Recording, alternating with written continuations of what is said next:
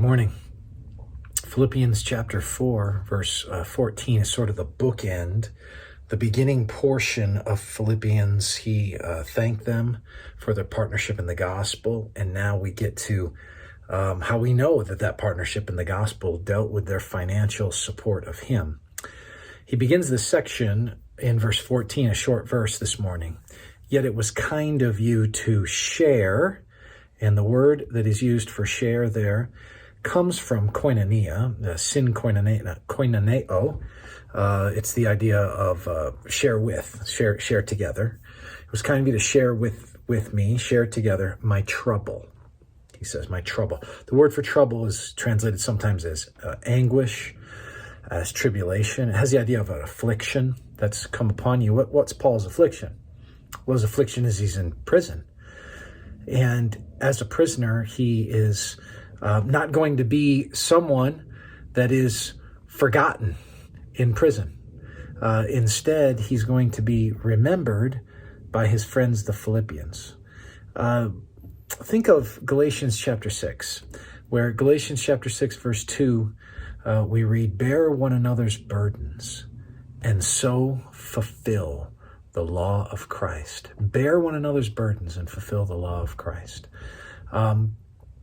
They are sharing in trouble in such a way that Paul doesn't feel alone. He's in the midst of difficulty, but he feels like other people are cognizant of his pain, his suffering, and they're walking with him. Now, they demonstrated that through tangible giving and through Epaphroditus being sent as a messenger both of encouragement and a messenger with resources. So there's some tangibility to it. What I want you to think about this morning is who in your life needs you to share trouble? Who in your life has a burden that they need you to help them bear? Who in your life needs words of encouragement? Who in your life has a tangible thing they cannot do that you could do and help them?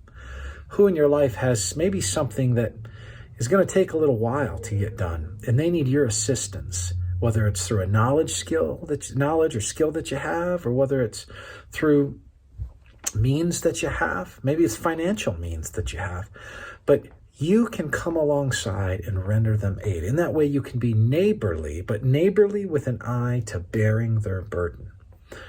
Paul is thankful for the Philippians sharing in his trouble. He couldn't do anything about the situation in prison, right? He's left to the authorities. He's left to the resources of others. And this church gratefully has come along. So who can't help themselves in your life today? Who is that? How will you help them? That's what I want you to think about. Who can't help themselves in your life today? And how will you help them? May the Lord bless you as you do so. Take care.